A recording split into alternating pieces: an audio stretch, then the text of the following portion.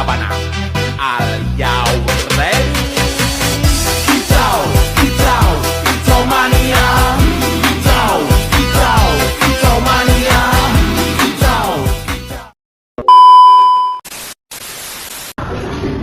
Assalamualaikum warahmatullahi wabarakatuh. Waalaikumsalam warahmatullahi wabarakatuh. Gimana kabarnya hari ini? Baik, Bu. Merasa kurang sehat? Baik, Bu. Kenapa Putri? Kepala Bu. Kepalanya sudah sakit dari tadi? Iya, Bu. Lepas tadi makan tadi. Oke. Saya mau tanya, hari ini siapa yang dihadir? Ada Sabitri, Bu. Hanya sakit saja? Iya, Bu. Malas, Bu. Malas sekali, Bu. Jadi, berapa dari sendiri temannya? Aduh, nggak bisa ada yang tahu. Kenapa temannya tidak hadir? Nggak tahu. Dan perkenanannya. Oke, jadi selain dari ada sakit ini semua hadir ya? Iya, Bu. Oke, hari ini saya ingin bertanya dulu kepada teman-teman. Jadi pernah tidak kalian merasa bingung saat membuat atau menggunakan aplikasi baru? Nah, kalian tidak tahu kalau kalian tidak kalian merasa bingung. Pernah? Apa yang kalian lakukan supaya kalian tahu? Saya cari tutorial dulu. Oke, kalau gimana? Kamu tuh macam seperti itu tuh. Oke, jadi supaya sesuatunya bisa berjalan dengan lancar, supaya kita tahu juga bagaimana proses penggunaan aplikasi atau cara membuat sesuatu itu. Biasanya kan kita mencari terlebih dahulu ya, bagaimana pengerjaannya, bagaimana tutorialnya. Kalian biasa mencari di mana? Kalau saya mah di TikTok. TikTok dulu. Gitu ya. Jadi suka Bu di TikTok. Oh, jadi sangat betul ya tadi bahwa supaya suatu pekerjaan dapat dilakukan dengan benar, kita selalu memerlukan yang namanya teks prosedur. Nah, sesuai dengan materi kita pada hari ini, kita akan membahas mengenai teks prosedur. Nah, jadi video pembelajaran kita hari ini, kalian atau murid semuanya bisa memahami dan menyusun bagaimana pemahaman kalian tentang teks prosedur, bagaimana pemahaman kalian tentang pengertian teks prosedur, ciri, struktur, dan kaidah pembahasannya. Nah, ada tidak yang pernah mendengar apa sih yang dimaksud dari teks prosedur itu? Coba, oke, coba nanti silakan. Kalau saya Bu, pemahaman itu tentang teks prosedur itu adalah salah satu teks yang berisi langkah-langkah. Oke, langkah-langkah. Ada yang lain? Nah, betul yang dikatakan dari tadi bahwa teks prosedur itu teks yang berisi langkah-langkah atau tahapan-tahapan yang berisi sebuah penjelasan yang ingin kita tahu. Nah, itu akan menampilkan sebuah pola-pola supaya kita lebih mudah untuk melakukan proses pembelajaran.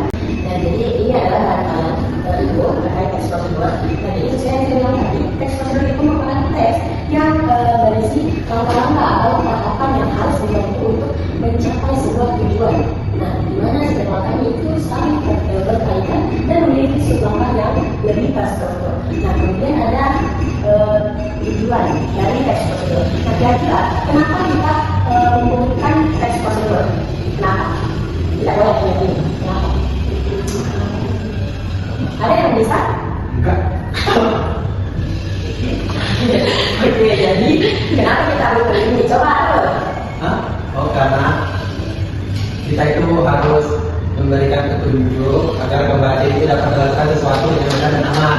Jadi prosedur teks prosedur ini juga membantu kita menghindari kesalahan dalam proses pengerjaan dan memastikan hasil akhir sesuai dengan apa yang diharapkan.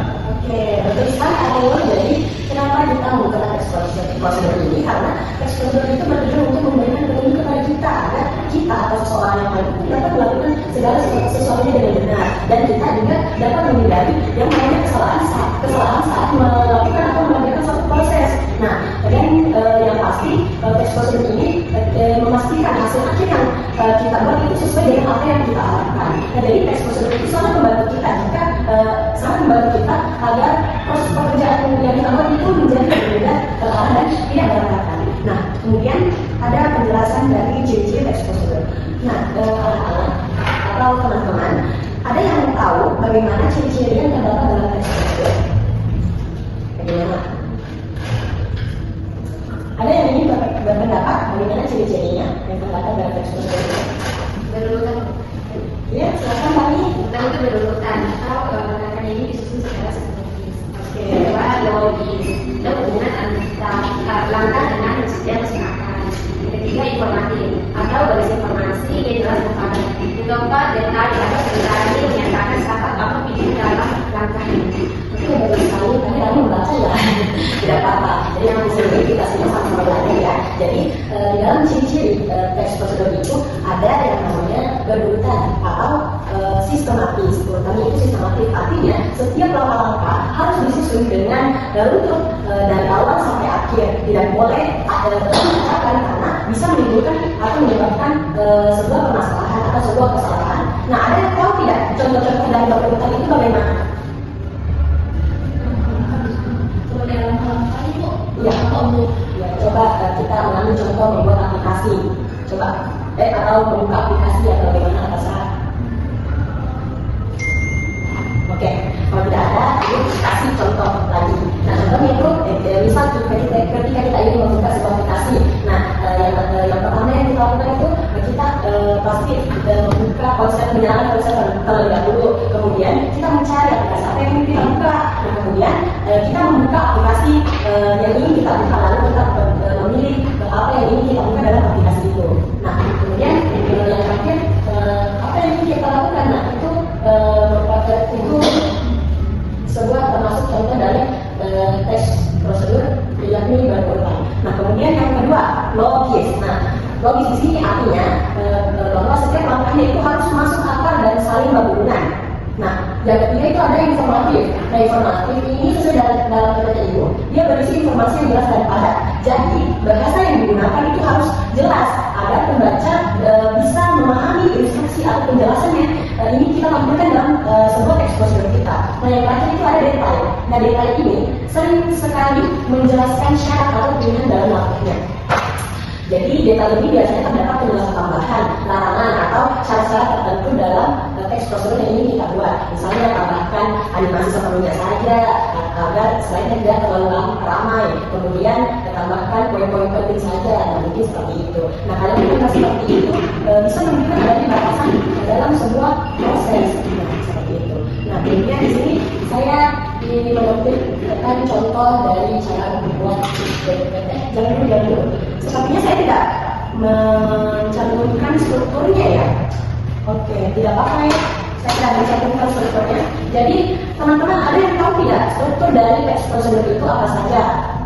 Sebelum kita ke pembahasan contohnya. Tahu. Tidak ada yang tahu? Tidak tahu. Kalian tidak pernah, kalian perlu tidak sih melihat contoh teks prosedur itu seperti apa? Atau kalian pernah melihat tidak cara-cara membuat minisan di bagian belakang itu? Produksi minisan itu apa, bagaimana? Tidak pernah ya? Pernah buat. Oh iya, bagaimana? Struktur teks prosedur itu. Iya. Yaitu yang pertama berisi tujuan yang hasil ingin dicapai. Yang kedua alat dan bahan, berisi alat dan bahan yang akan digunakan. Selanjutnya langkah-langkah dan setelah itu kode. Oke, betul sekali. Kita akan coba. Jadi dalam struktur teks prosedur itu berisi tujuan. Nah, tujuan di sini bagian yang ingin kita jelaskan apa yang ingin kita capai. Misal kita ingin membuat PPT yang menarik. Nah, misal di bagian tujuan ini, bagian yang menjelaskan apa yang ingin kita jelaskan atau apa yang ingin kita capai dalam teks prosedur itu. Nah, contoh cara membuat PPT yang menarik. Nah, kemudian ada alat dan bahan. Nah, alat dan bahan ini berisi atau bahan atau kelengkapan yang diperlukan dalam teks prosedur kita. Nah, contohnya, saya ingin membuat cara membuat PPT yang menarik. Nah, sudah tentulah dari cara membuat PPT itu kita memerlukan apa? Laptop, aplikasi proses PowerPoint, kan? Aplikasi Canva. Kan kita membutuhkan semua itu. Nah, itulah yang kita cantumkan ke dalam alat dan bahan kita. Nah, kemudian yang terakhir itu adalah langkah. Oke anak-anak, jadi coba kalian perhatikan contoh teks prosedur ini. Nah, kira-kira dari contoh teks prosedur tersebut, apakah langkahnya sudah sesuai urutan atau tidak? Tidak. Tidak? Kenapa bisa? Sudah selesai Bu. Oh, tidak sesuai. Jadi di sini kita akan membagi dua kelompok saja. Jadi kalian masing-masing kelompok itu identifikasi masalah tersebut, identifikasi langkah-langkah apa saja yang tidak sesuai urutan. Nah, kemudian kalian susun kembali teks prosedur tersebut sesuai dengan strukturnya, mulai dari tujuan, alat dan bahan, hingga langkah-langkah sesuai dengan urutan yang rutin dan logis. Nah, jadi tentukan ya apa tujuannya dan apa alat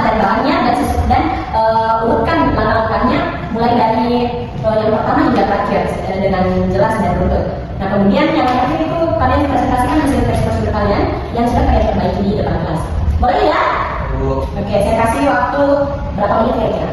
10 menit saja? Ya Bu. Oke, silakan mengerjakan. Oke guys, jadi apakah sudah selesai? Sudah selesai? Sudah Bu. Oke, siapa yang ingin mempresentasikan? Dibantu dengan satu Bu. Oke, satu saja. Apa? Coba silakan Syarul. Presentasikan hasil-hasilnya. Misalnya cara dalam rangkaian tadi ini yang kedua itu yang pertama itu pada kalimat masukkan kode verifikasi yang dikirim melalui SMS ke kolom yang tersedia. Jadi pada kalimat itu tidak sesuai karena kode verifikasi seharusnya dimasukkan setelah menghubungkan nomor telepon aktif pada rangkaian 8. Yang kedua pada rangkaian 3. Nah pada kalimat tentukan nama yang ingin digunakan sebagai nama akun. Jadi di sini itu tidak sesuai karena rangkaian ini lebih tepat dilakukan setelah mengisi data dari tanda langkah 6 dan sebelum membuat transaksi pada langkah 5. Selanjutnya langkah 7. Nah, pada kalimat login menggunakan akun Gmail yang telah berhasil dibuat. Dan di sini tidak sesuai karena login seharusnya dilakukan setelah proses pendaftaran selesai pada website. Oke, bagus sekali. Nah, yang kedua itu bagaimana proses susunan kembalinya? Apa struktur pertamanya? Kan tujuannya dulu, apa tujuannya dari exposure yang contohnya ini? Tujuannya itu untuk membuat akun Gmail guna beberapa data dan verifikasi. Terus alat tambahannya apa? Dan kami itu ada laptop, smartphone, koneksi internet, aplikasi browser dan nomor telepon yang aktif. Fani bisa tidak menjelaskan langkah-langkah yang sesuai dengan urutannya? Oke, silakan. Jadi rangka dalam tool itu yang pertama juga browser pada laptop atau smartphone. Yang kedua, pilih tombol buat akun pada halaman utama yang Gmail. Yang ketiga, isi data diri seperti nama lengkap, tanggal lahir, dan jenis kelamin. Yang keempat, tentukan alamat Gmail yang ingin digunakan sebagai nama akun. Yang kelima, buat data sandi yang kuat menggunakan kombinasi huruf, angka, dan simbol. Yang keenam, hubungkan nomor telepon aktif untuk proses verifikasi akun. Yang ketujuh, masukkan kode verifikasi yang dikirim melalui SMS di kolom yang tersedia. Yang kedelapan, baca kembali seluruh data yang telah diisi sebelum melanjutkan proses pendaftaran. Yang kesembilan, tekan tombol berikutnya atau daftar untuk menyelesaikan pembuatan akun. Yang terakhir, yang ke-10 itu login menggunakan akun email yang telah berhasil dibuat. Oke, dari yang tadi penjelasan teman-teman kita terkait permasalahan yang sudah kita teliti atau sudah kita amati dari exposure yang sudah dicontohkan tadi. Nah, jadi teman-teman apakah sudah benar-benar paham nih bagaimana pengertian struktur